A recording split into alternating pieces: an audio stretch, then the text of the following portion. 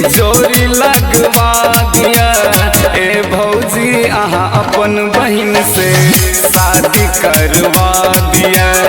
ए भौजी अहाँ अपन बहिन से शादी करवा दिया।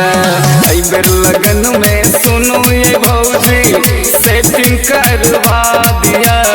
ए भौजी अहाँ अपन बहिन से शादी करवा दिया। ए भौजी अहाँ अपन बहिन से शादी करवा दिया।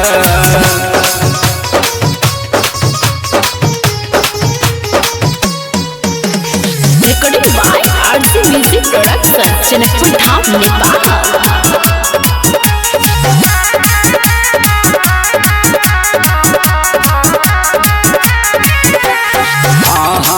के बहन के बिना रहलो न जाइए।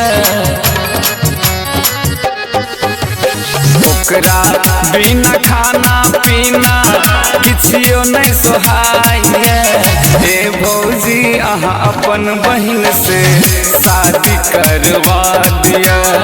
ए भौजी अहाँ अपन बहिन से शादी करवा दिया।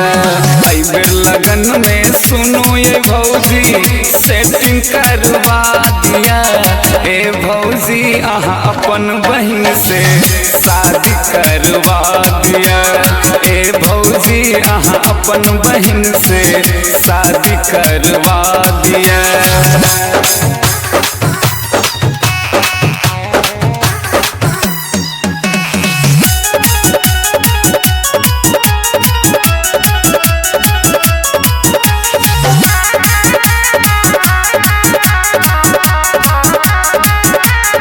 हमर दिल के धड़कन भौजी आही के बहिन यो।